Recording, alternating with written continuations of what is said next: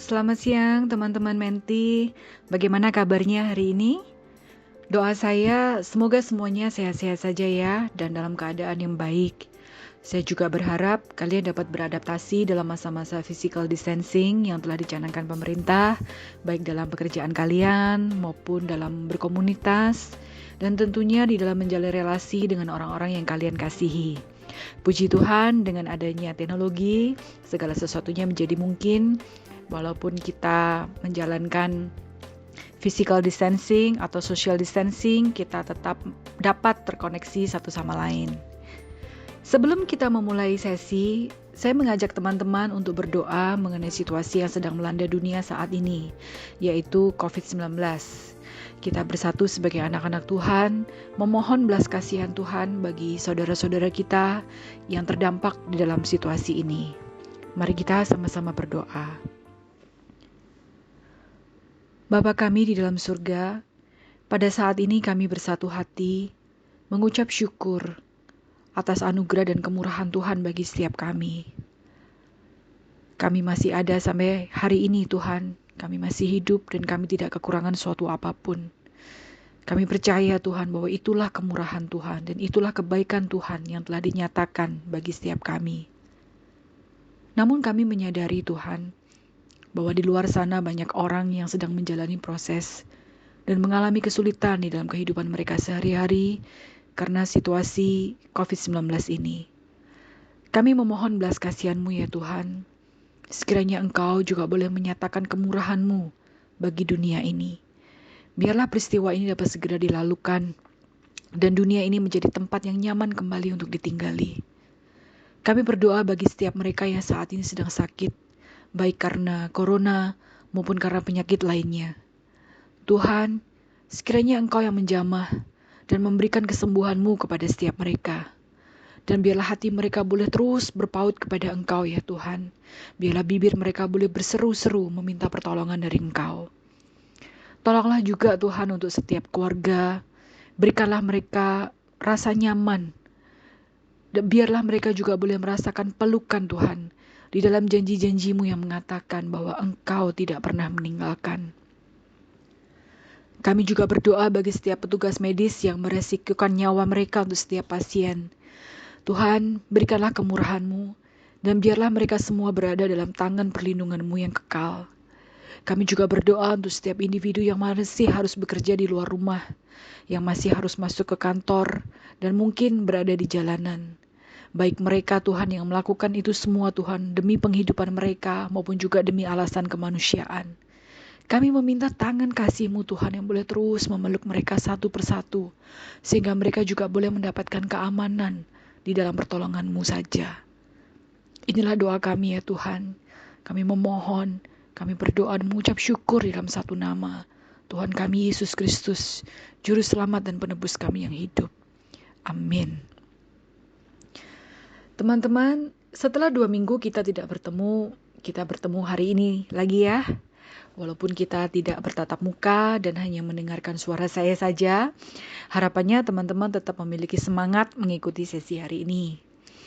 Tadi teman-teman sudah menjalankan sesi mentoring dengan mentor masing-masing ya. Bagaimana kesannya dengan online mentoring? Semoga teman-teman juga boleh terus mendapatkan sesuatu ya, boleh mendapatkan pendampingan, boleh mendapatkan hal-hal yang dapat dijadikan bahan perenungan, dan juga di dalam menolong teman-teman semua di dalam proses premarital class ini.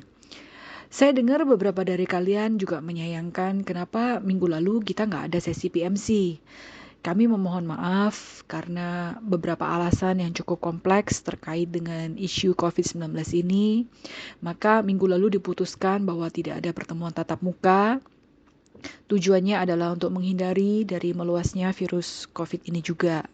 Kami berharap teman-teman dapat memahami kebijakan yang kami ambil. Dan sekarang kita akan memulai lagi sesi PMC ini, namun dengan sedikit format yang berbeda, yaitu secara online. Harapannya teman-teman semua dapat mengikuti pelajaran dengan baik dan tetap dapat mendapatkan manfaat yang dapat diterapkan di dalam masa-masa persiapan pernikahan kalian. Oke, kita akan mulai pada sesi hari ini ya.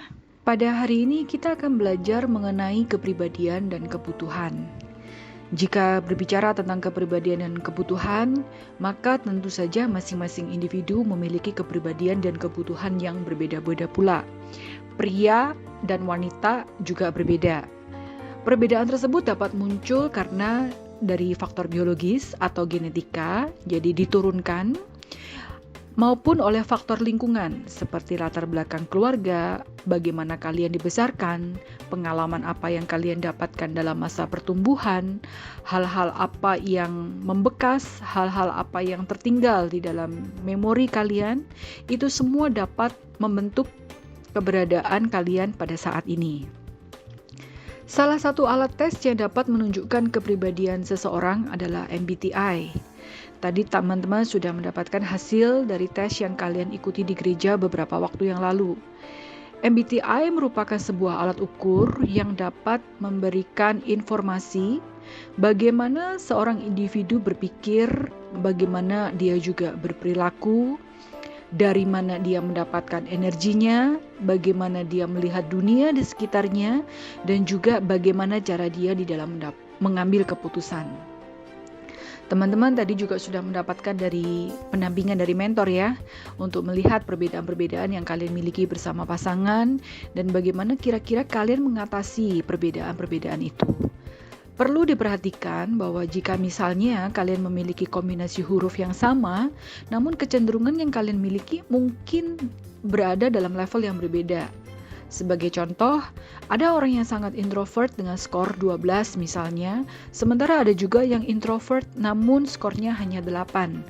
Dengan demikian kecenderungan atau preferensi yang kalian miliki itu juga bisa berbeda. Yang skornya 12 mungkin lebih kesulitan jika harus berada di tengah orang banyak dalam jangka waktu yang cukup lama jika dibandingkan dengan mereka yang skornya 8. Begitu juga dengan trait-trait yang lain. Kemudian yang kedua, kalian juga sudah mendapatkan hasil dari tes love language. Tes ini merupakan hasil pemikiran dari seorang pastor yang terbeban dalam human relationship yang bernama Gary Chapman. Dia mengatakan bahwa jika kita mencintai seseorang, maka kita juga pasti akan mau mengusahakan untuk mencintai pasangan kita dengan tepat. Salah satunya adalah melalui bahasa kasih masing-masing. Untuk lebih jelasnya, mari kita lihat video berikut ini.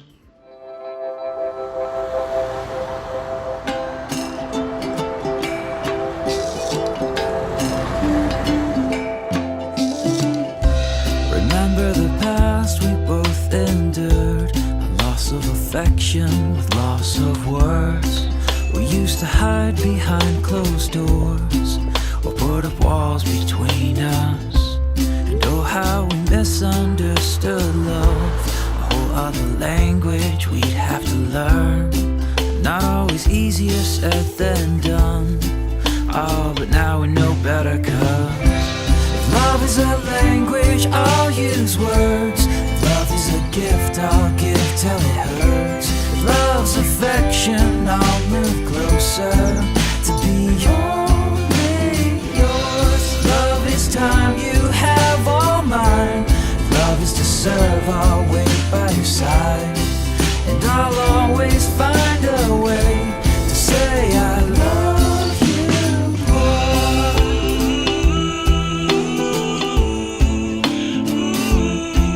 I'm in love, I'm in love, I'm in love with you.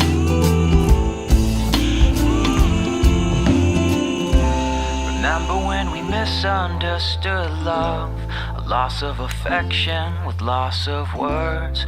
We'd run and hide behind closed doors or put up walls between us. Not always easier said than done, with a whole other language we'd have to learn. And just to steer us back on course, yeah, but now we know better, 'cause if love is a language, I'll use words. If love is a gift, I'll give till it hurts. If love's affection, I'll move closer to be only yours. Love is time, you have all mine. Love is to serve, I'll wait by your side. And I'll always find a way to say I love you more. With a touch, with a gift, with a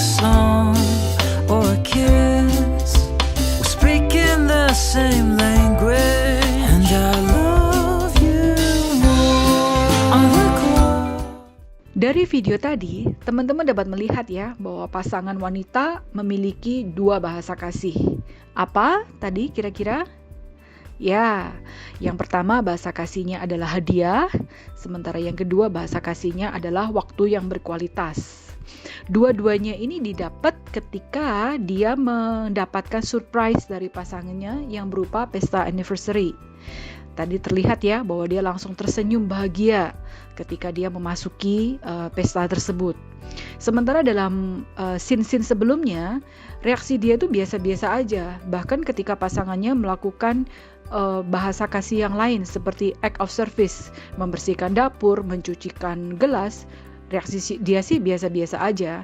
Tapi ketika dia mendapatkan sesuatu perlakuan yang tepat sesuai dengan apa yang dia butuhkan, dia tampak langsung tersenyum bahagia. Dari sini kita dapat melihat betapa pentingnya kita memberikan cinta dan perhatian kepada pasangan sesuai dengan kebutuhan mereka dan bukan sesuai dengan anggapan kita sendiri. Biasanya yang terakhir ini yang lebih sering terjadi, bukan? Kita memperlakukan pasangan seperti bagaimana kita ingin diperlakukan. Dan kita frustasi ketika pasangan tetap kecewa dan merasa tidak puas. Teman-teman, perlakukanlah pasanganmu sesuai dengan bahasa kasih mereka. Jadi kalian perlu mengetahui secara jelas dan benar, tepat, apa sih bahasa kasih dari pasangan kalian masing-masing. Dan ketika kalian mau dan mampu untuk memenuhi kebutuhan tersebut, sebagai gantinya kalian akan mendapatkan pengalaman relasi yang indah bersama dengan pasangan kalian. Berikutnya kita akan berbicara mengenai perbedaan antara pria dan wanita, termasuk bagaimana otak kita bekerja. Hal ini penting sekali untuk diketahui dan dipelajari dengan seksama, sehingga masing-masing dari kita akan memahami bahwa pria dan wanita itu memang berbeda. Mari ya, kita lihat gambar berikut ini. Oke. Nah, kalian setuju dengan gambar ini? Pria hanya butuh waktu 10 menit untuk bangun dan siap untuk pergi. Sementara wanita membutuhkan waktu 2,5 jam. Mungkin kalau dalam gambaran atau ilustrasi ini agak berlebihan ya, kalau persiapan wanita 2,5 jam. Mungkin beberapa dari kita nggak sampai 2,5 jam, mungkin hanya 30 menit atau mungkin hanya 1 jam. Tapi tetap membutuhkan waktu yang lebih lama daripada pria. Selain memang ini muncul dari perbedaan cara berpikir atau apa yang bagi kita penting sehingga kita melakukan sesuatu, tapi hal ini juga bisa muncul karena kebiasaan-kebiasaan yang telah dimulai sejak lama, bahkan mungkin sejak masa kecil atau sejak masa remaja. Oleh sebab itu di dalam Appendix 4, teman-teman di situ ada pertanyaan-pertanyaan yang dapat menolong kalian untuk mengenal pasangan secara lebih baik, untuk dapat memahami pengalaman-pengalaman dan kebiasaan-kebiasaan pasangan kalian selama ini. Sehingga nanti ketika kalian sudah hidup serumah, udah hidup bareng 24 jam, kalian gak akan terlalu kaget ketika mungkin menemukan hal-hal yang baru yang selama ini kalian tidak pernah mengetahui ketika sedang dalam masa-masa dating. Oke, sekarang bagaimana dengan gambar yang kedua? Di situ dijelaskan bahwa wanita ketika akan packing atau ketika akan pergi traveling, dia membutuhkan waktu yang lama sekali ya, itu disebutkan 1 bulan sebelum. Kemudian dia akan packing dengan memakai beberapa daftar, dia akan membuat berbagai macam perencanaan. Sementara kalau yang pria, dia packing hanya 5 menit sebelum berangkat dan segala sesuatunya beres. Cuma 5 menit dan bisa langsung pergi. Mungkin kalau saat ini kalian belum terlalu melihat perbedaan ini ya. Jadi coba kalau misalnya sekarang lagi bareng-bareng, duduk bareng-bareng, coba tanya, bener nggak sih kalau yang cewek kalau packing seperti itu dan kalau yang cowok packingnya seperti itu? Coba ditanya masing-masing. Nah, oke. Mungkin ada yang benar, mungkin ada yang enggak ya. Nah, cuman di sini saya juga mau teman-teman bisa melihat juga terkait dengan tes MBTI tadi ya. Ketika seseorang melakukan packing 5 menit sebelum keberangkatan atau sebelum kepergian, mungkin saja dia juga adalah pribadi atau individu yang memiliki kecenderungan P atau perceiving, di mana dia lebih nyaman menjalani kehidupannya dengan sistem last minute gitu ya. Kebetulan suami saya adalah tipe demikian. Seringkali saya kalau bercanda sama dia, saya ngomong nama tengah kamu itu last minute. Sebab dia akan sukanya mepet-mepet gitu. Kalau sebelum mengerjakan sesuatu, dia akan mepet-mepet sekali. Apalagi kalau misalnya kita mau pergi, persis sekali dengan gambar ini. Dia akan hanya minus sekian jam, itu baru dia akan packing barang-barangnya. Di awal-awal pernikahan banyak sekali penyesuaian yang harus kami lakukan. Karena saya adalah orang yang penuh dengan perencanaan, penuh dengan pemikiran, segala sesuatu diantisipasi. Seiring dengan berjalannya waktu, kami belajar untuk melakukan penyesuaian demi penyesuaian, sehingga kami dapat menjalani relasi kami dengan relatif lebih nyaman. Sekarang kita akan lihat perbedaan mengenai susunan otak pria dan susunan otak wanita. Supaya teman-teman gak bosen ya dengerin saya ngomong terus. Oke, mari kita lihat video berikut ini yang dapat memberikan penjelasan dengan baik mengenai hal ini. Enjoy! Well, you fill in the blanks. Okay, so now we're going to start discussing men's brains, women's brains, and how they're very different from each other. Now, I want to start with men's brains. All right, now men's brains are very unique. Men's brains are made up of little boxes. And we have a box for everything. We've got a box for the car. We've got a box for the money. We've got a box for the job. We've got a box for you. We've got a box for the kids. We've got a box for your mother somewhere in the basement. We got boxes everywhere. And the rule is the boxes don't touch.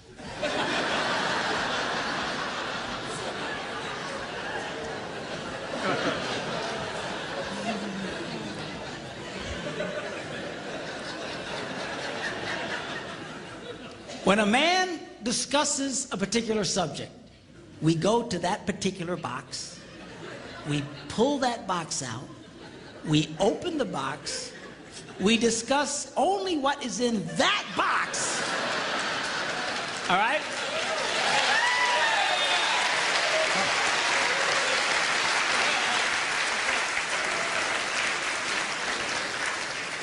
And then we close the box and put it away, being very, very careful not to touch any other boxes.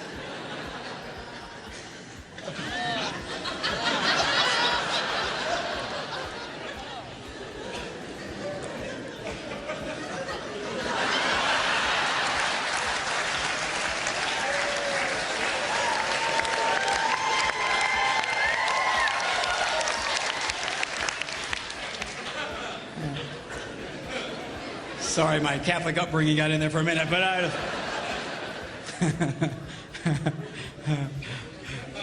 I'm not a Catholic, but I went to Catholic school when I was little.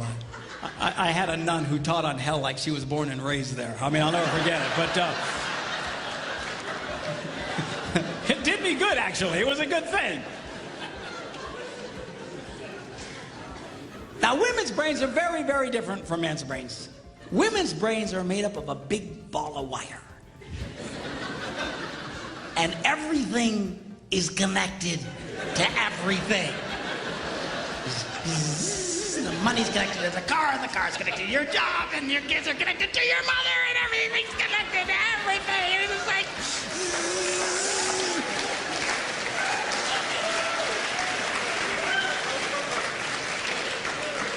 It's like the internet superhighway. Okay? And it's all driven by energy that we call emotion. It's just... It's one of the reasons why women tend to remember everything. Because if you take an event and you connect it to an emotion, it burns in your memory and you can remember it forever. The same thing happens for men. It just doesn't happen very often because, quite frankly, we don't care.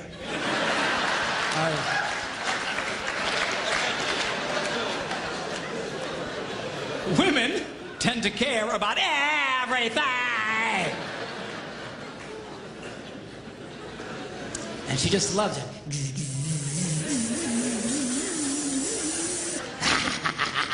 Okay?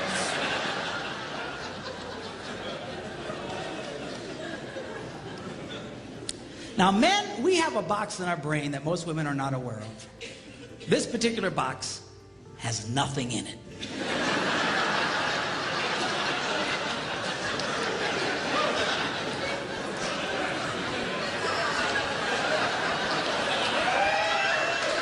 It's true. It's true. In fact, we call it the nothing box. And of all the boxes a man has in his brain, the nothing box is our favorite box.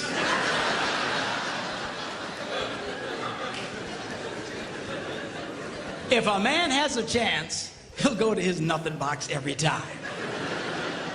That's why a man can do something seemingly completely brain dead for hours on end. You know, like fishing.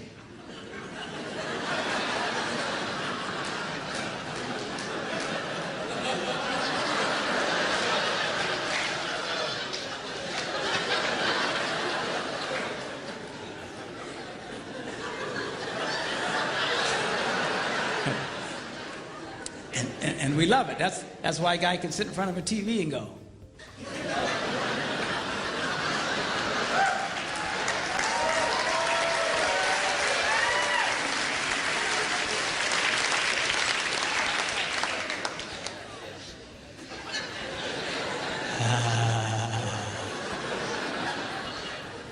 It glows. Of course, this drives our wives nuts because they'll come up and say, "Stop that! You can't possibly be watching anything!"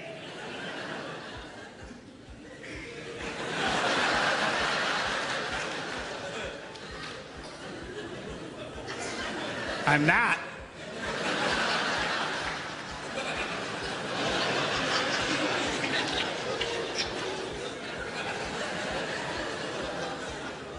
Go away.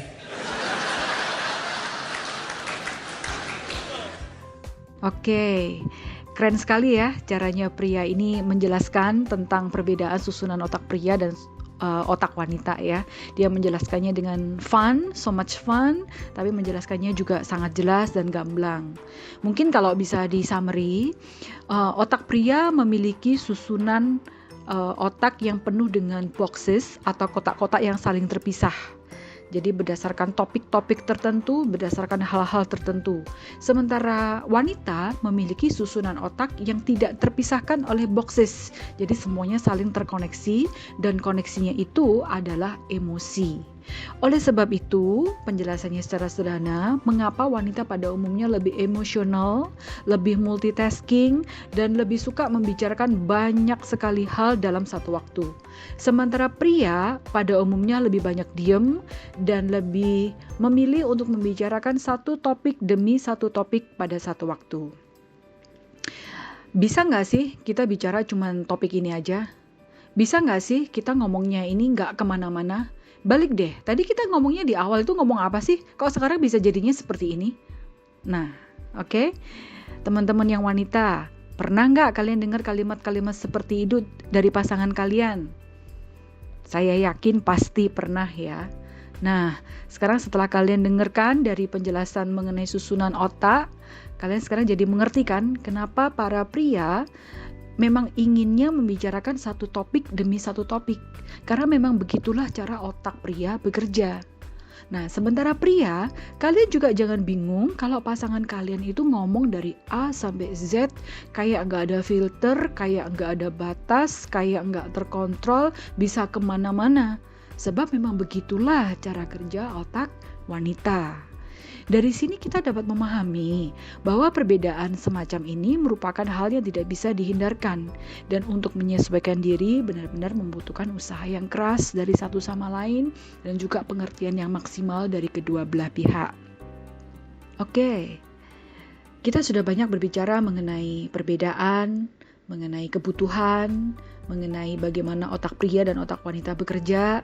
Semoga kalian masih bisa berkonsentrasi mendengarkan materi ini ya, sebab kita akan mulai berbicara hal yang lebih serius lagi, yaitu kepribadian yang sehat. Kepribadian yang sehat sangat diperlukan di dalam memulai sebuah rumah tangga, Sebab melalui kepribadian yang sehat, roda pernikahan dapat berjalan dengan lebih baik, penyesuaian-penyesuaian juga dapat dilakukan dengan relatif lebih mudah. Tadi saya sudah sempat singgung di awal bahwa kepribadian setiap individu itu berbeda-beda. Nah, sebenarnya kepribadian itu apa sih?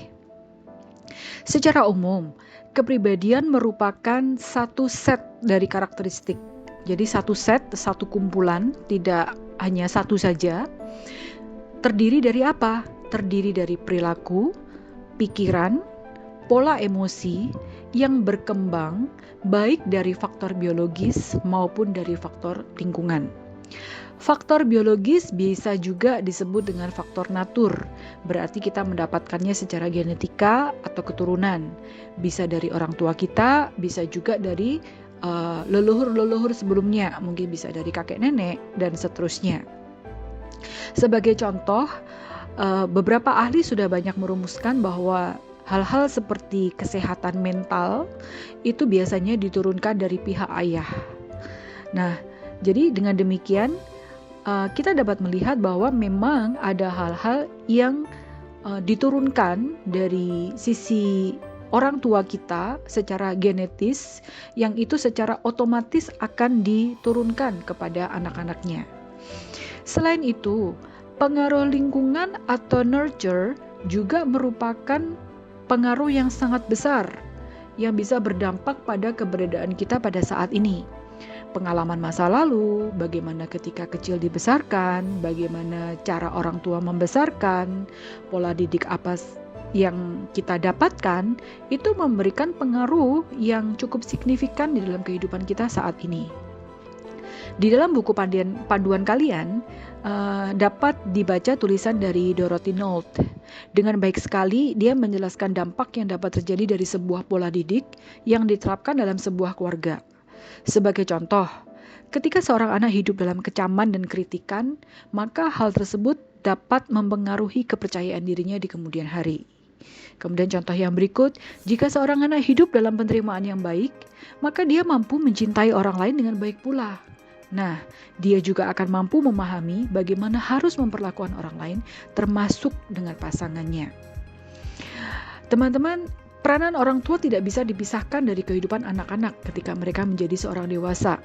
Siapa diri kita saat ini, itu adalah hasil dari pembentukan orang tua kita juga.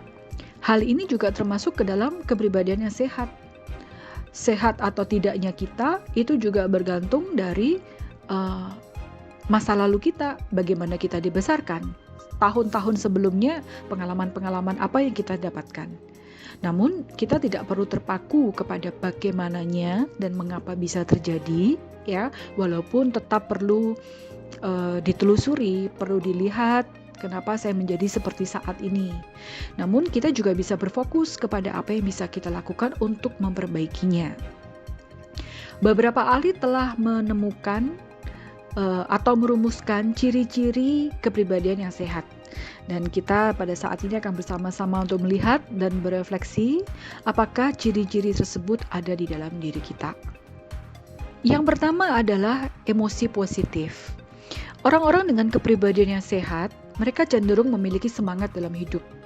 Mereka cenderung memiliki semangat dalam bekerja, dalam berkarya, mengasihi diri mereka sendiri, dan tentunya mengasihi orang lain. Orang-orang seperti ini akan cenderung terlihat berbahagia. Mereka penuh dengan sukacita, memiliki banyak harapan dalam hidup, memiliki keinginan untuk maju, berbuat lebih untuk sesama dan bahkan untuk dunia.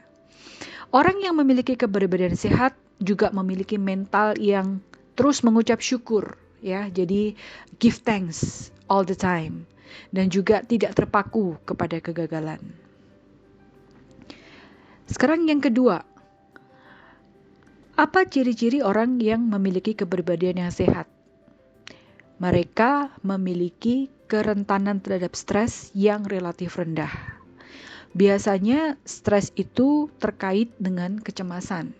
Sehingga orang-orang yang memiliki tingkat stres tinggi seringkali bercirikan tegang atau tense, kemudian mudah khawatir atau mudah takut ketika mengalami goncangan-goncangan dalam hidup. Dan kemudian jika ada persoalan-persoalan dalam kehidupan, maka dia juga cenderung tenggelam dalam persoalan tersebut yang bahkan mungkin bisa menguasai hari-harinya. Orang yang berkepribadian sehat memiliki ciri kebalikannya. Mereka akan mampu menghadapi kesulitan hidup dengan penuh pengharapan untuk masa depan. Mereka percaya diri dengan kemampuannya untuk beradaptasi dalam berbagai musim kehidupan. Ciri selanjutnya adalah, kalian sudah lihat sendiri ya, gambarnya sudah cukup jelas untuk menjelaskan. Orang yang kepribadian sehat memiliki tingkat kemarahan yang rendah. Tentu hal ini sesuai dengan poin pertama dan kedua. Jika seseorang memiliki sikap dan cara pandang hidup yang positif, mampu mengelola stresnya dengan baik, maka dia juga tidak mudah terdorong untuk meledak karena marah. Kemarahan juga biasanya timbul dari rasa frustasi atau kepahitan yang tidak terselesaikan. Pengalaman masa lalu yang pahit, luka hati yang mendalam dan tidak terselesaikan dapat berujung kepada kemarahan yang sepertinya tanpa sebab. Hati yang telah terluka dapat sangat sensitif dengan segala sesuatu yang tidak pas dengan keinginan hatinya yang menyebabkan rasa marah yang berkepanjangan. Oleh sebab itu, penting sekali bagi masing-masing diri kita untuk bisa melihat apakah kita memiliki luka-luka yang masih belum terselesaikan, dan kemudian kita juga mengusahakan bagaimana kita mengelolanya demi kebaikan diri kita sendiri dan juga demi kebaikan pasangan kita. Ciri yang keempat, orang-orang dengan kepribadian sehat mampu untuk berbagi perasaan kepada orang lain. Emotional expression. Mereka mampu untuk terbuka, membagikan sisi-sisi dirinya dan tentunya kepada orang-orang yang mereka percayai. Keterbukaan di sini bisa berarti untuk perasaan-perasaan yang positif, seperti misalnya kebahagiaan atau kebanggaan-kebanggaannya atau pencapaian-pencapaian hidupnya. Jadi keberhasilan-keberhasilan yang dia miliki, dia juga mampu untuk membagikannya kepada orang lain. Tapi keterbukaan juga bisa untuk perasaan-perasaan negatif, seperti ada rasa kecewa, ada rasa sakit hati, ada rasa tidak suka. Nah, dalam kelas BMC ini mungkin kalian sudah merasakan ya bahwa kalian dibimbing untuk belajar memiliki keterbukaan kepada pasangan. Mentor menjadi jembatan untuk pengungkapan perasaan-perasaan kalian kepada satu sama lain. Mungkin juga menyampaikan pikiran kalian, keinginan kalian, aspirasi kalian, kehendak-kehendak dan juga sebagainya. Tujuannya untuk apa sih? Tujuannya adalah supaya kalian mencapai kesatuan sebagai pasangan, sebagai suami istri nantinya.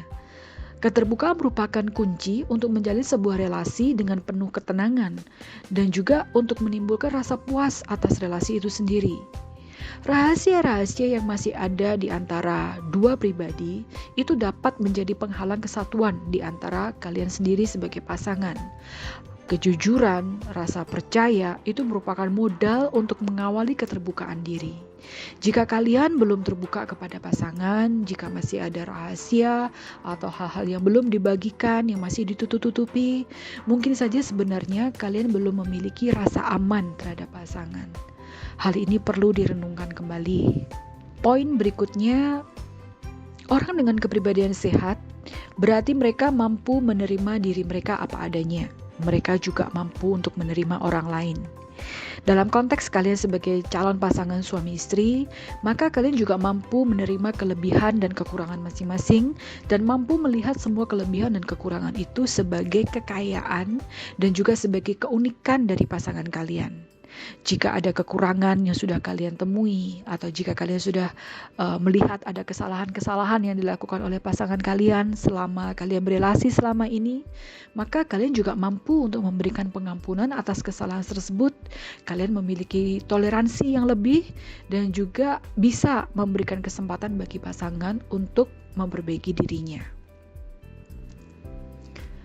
Yang terakhir, orang yang memiliki kepribadian yang sehat adalah orang yang bisa diandalkan atau orang yang bisa bertanggung jawab.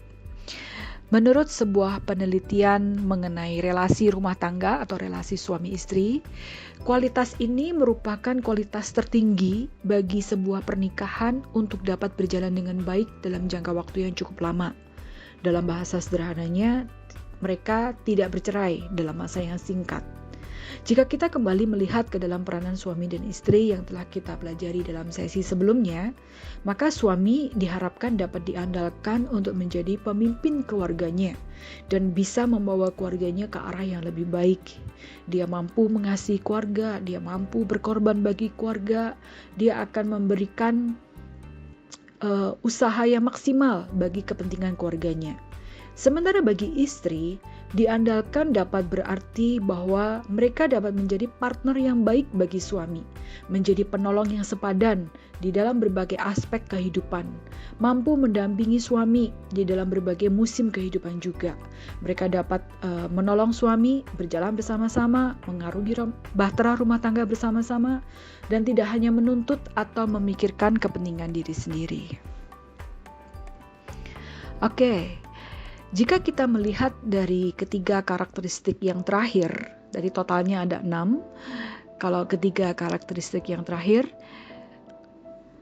maka ketiga karakteristik pertama sangat diperlukan untuk menunjang agar semuanya dapat terbentuk dengan baik. Seorang individu akan sulit untuk terbuka, sulit untuk menerima diri, menerima pasangan, serta bertanggung jawab atau dapat diandalkan jika dia masih berkutat dengan dirinya sendiri, seperti kepahitan, kekhawatiran, kemarahan, keegoisan, dan sebagainya.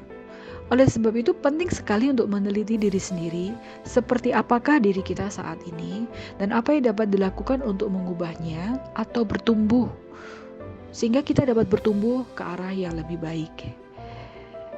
Kita akan melihat sebuah video yang dapat menggambarkan sebuah relasi yang dimulai dengan kepribadian yang sehat dari keduanya.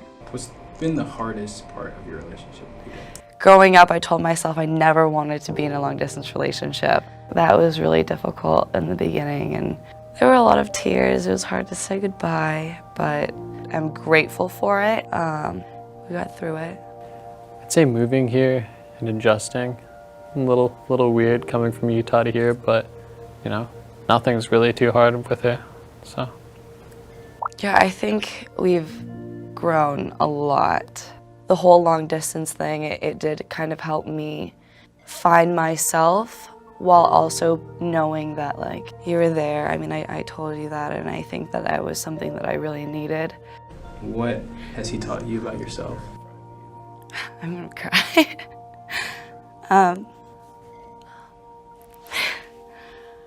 A year ago, I was really lost, and it came into my life and honestly just pulled me out of that mentality and pulled me out of that state.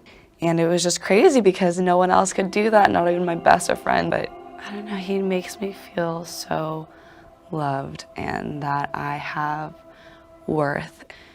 Made me want to go out there and be myself again like I was. I thought I was gonna be I know, me too. I'm fairly rough around the edges with most people. First couple of dates we went on, she was responding with like just answers that I was like, no way, this person's like way too good and too nice. Like this doesn't exist. But like, yeah, like to this day, she's just been honest and compassionate and wholesome, and it's rubbed off and taught me a lot. Did you get through the song? No. Get to the good part? No. I said that I'm so grateful for you for bringing me back to my family and my friends and to this world. I'm just gonna hold my breath for a minute. I've just always known her as such an amazing person, and it's a blessing for me to hear that and for me to know that I've been able to bring her back. You still give me butterflies, like really bad. And I tell my friends that, and I tell them that they should feel that way.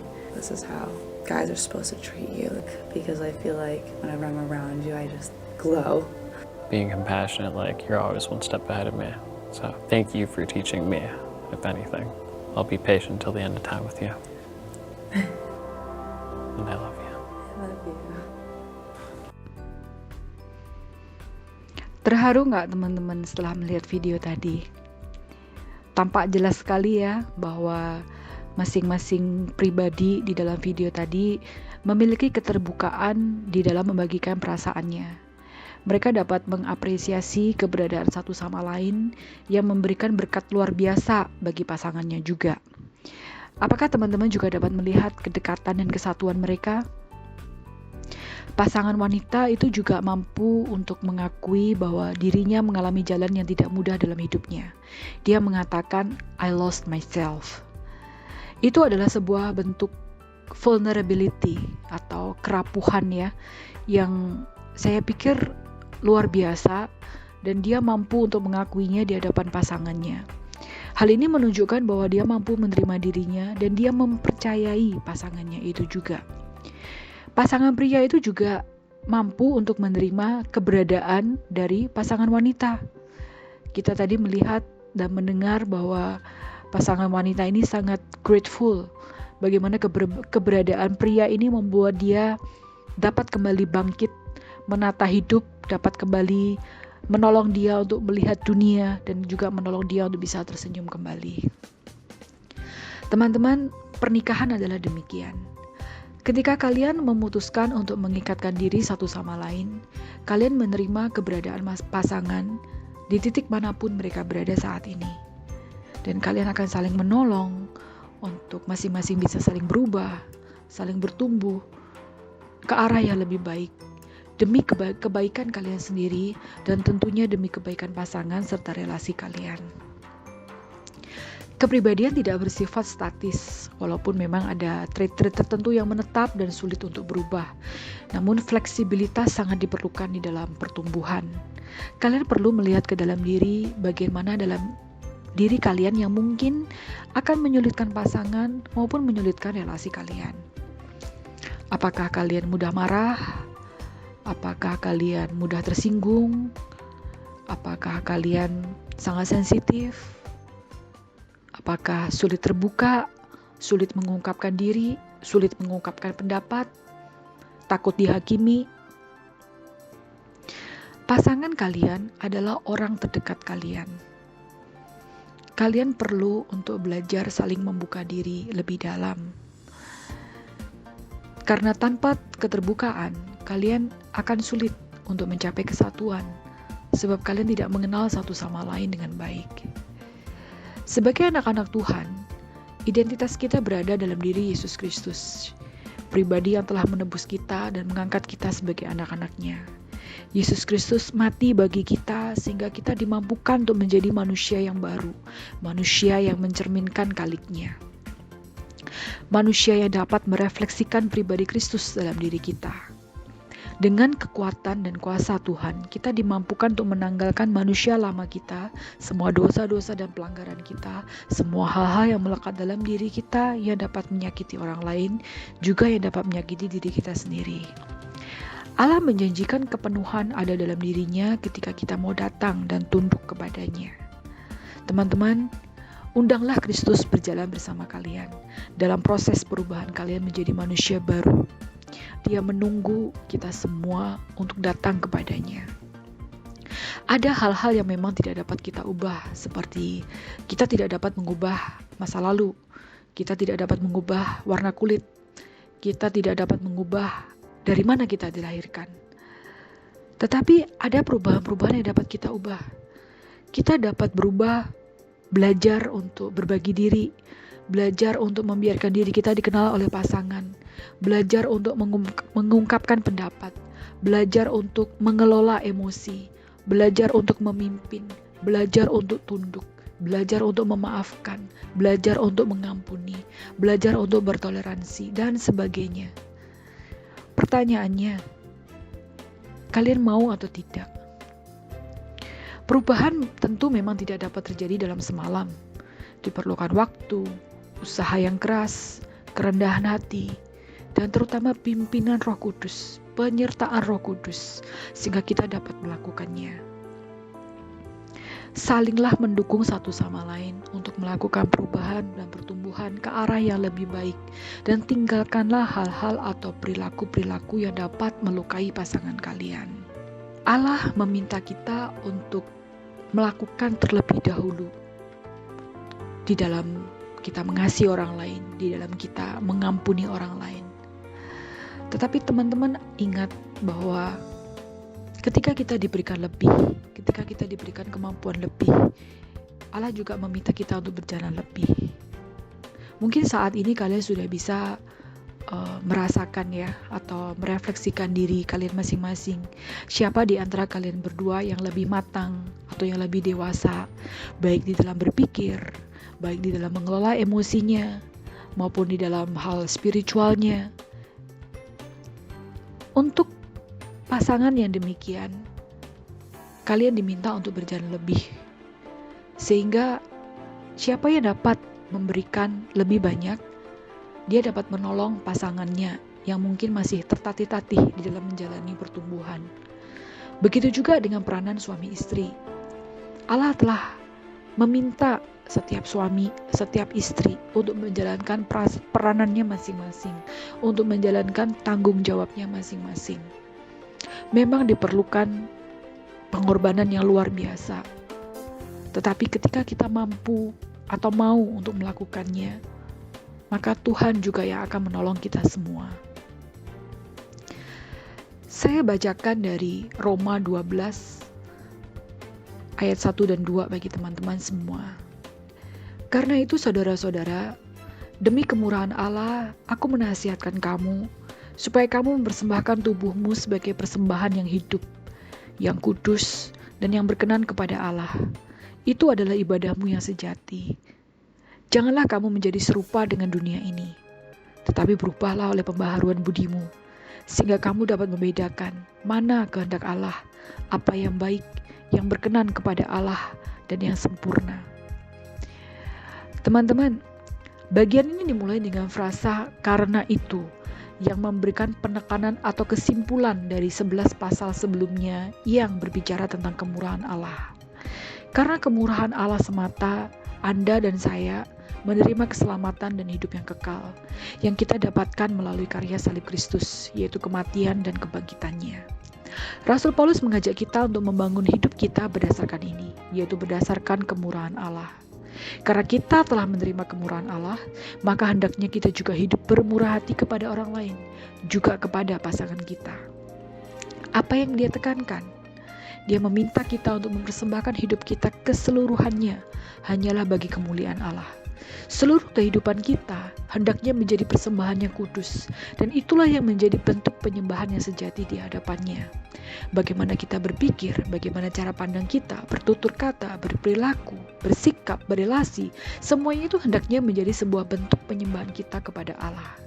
Dalam konteks berelasi dan berkeluarga, kita juga diminta untuk melakukan hal ini. Ketika kita berelasi dengan pasangan kita, itu juga merupakan suatu bentuk penyembahan kepada Allah. Bagaimana kita memperlakukan mereka dan menjalani kehidupan sehari-hari bersama pasangan, ingatlah, itu adalah bentuk penyembahan kalian. Kejarlah itu sehingga dapat menjadi perkenanan Allah. Ketika kita melayani pasangan dengan baik, kita tidak sedang melayani pasangan kita, tetapi kita sedang melayani Allah. Perbedaan kalian sebagai pria dan wanita, kecenderungan kepribadian kalian, kebutuhan-kebutuhan kalian, karakteristik kepribadian seperti apa yang kalian miliki saat ini, gunakanlah itu semuanya untuk mengejar perkenanan Allah. Kejarlah kerendahan hati untuk dapat berubah menjadi manusia yang baru, yang menyukakan hati Allah. Carilah apa yang disukai oleh Allah, apa yang baik, apa yang diperkenan di hadapannya. Sehingga kalian nantinya dapat bertumbuh bersama-sama sebagai pasangan dan juga nantinya sebagai keluarga bersama dengan anak-anak yang Tuhan anugerahkan. Ketika kita taat, maka berkat Tuhan akan turun dan menjadikan relasi pernikahan dan keluarga kalian bertumbuh subur dan berbuah lebat. Saya berdoa kiranya Allah Roh Kudus yang akan menolong dan memampukan kalian semua untuk mencapai pertumbuhan dan juga apa yang menjadi kesukaan Allah, apa yang diperkenan oleh Allah. Tuhan Yesus memberkati.